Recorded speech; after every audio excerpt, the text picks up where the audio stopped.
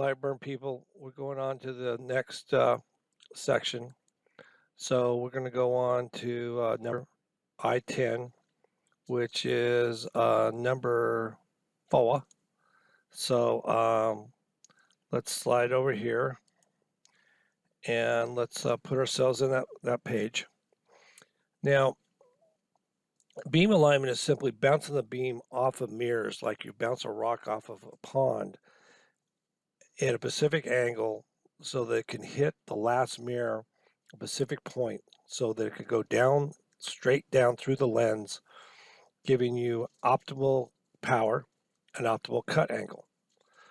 So if you look here, we've already talked about phase 1. There's phase 2A, which is the Y, phase 2B, which is the X.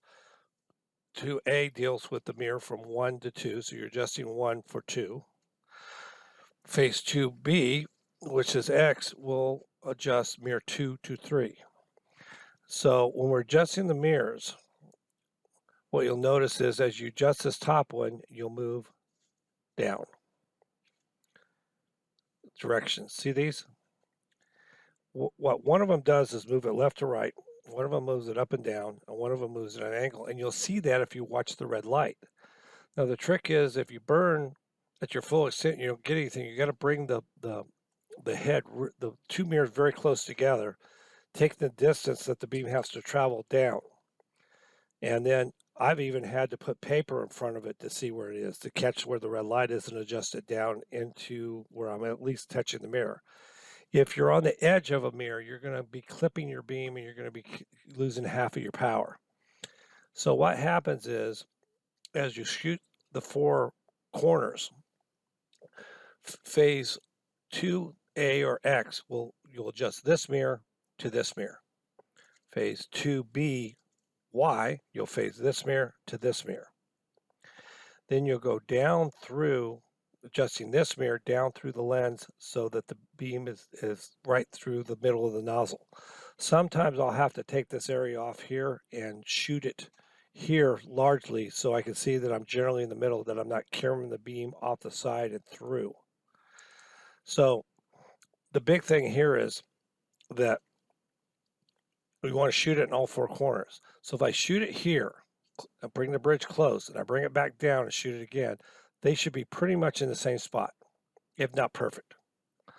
Then again, when I bring the bridge over or the carriage over to this side, I shoot it, I take it all the way over to the right, they should be the same. So now I should be able to go in all 4 corners and shoot it. That means you're through phase 2. Once you're in phase 3 is down through the nozzle. So I put a piece of tape on the nozzle, rubbing the nozzle so I get a silhouette of the hole of the nozzle and hit it again. Again, you have to be on 10 to 15% power as you're going to obliterate your target. You're not going to be able to see very well.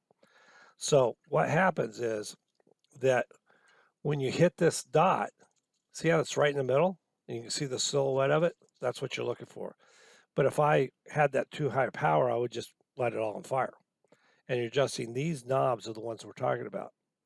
Phase 4 is I'll put a piece of acrylic there. I'll turn my max power back up to 95, which is where it belongs when you're done.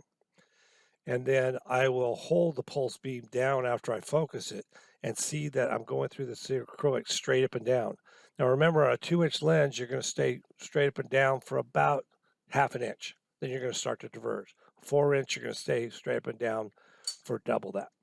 So the big thing is that if you check all these and they're all in, you're going to tighten down on these screws here, these nuts that go on the adjustment screws, the thumb screws, and holding that thumb screw so it doesn't move. Tighten them all down, and then check that dot one more time just through the nozzle, just through the nozzle. Then what happens is you will your beam alignment will probably be in line, and the only thing you're going to have to do is check it once every 3 months and probably only do the last adjustment. But this is critical to your success. All right, thank you.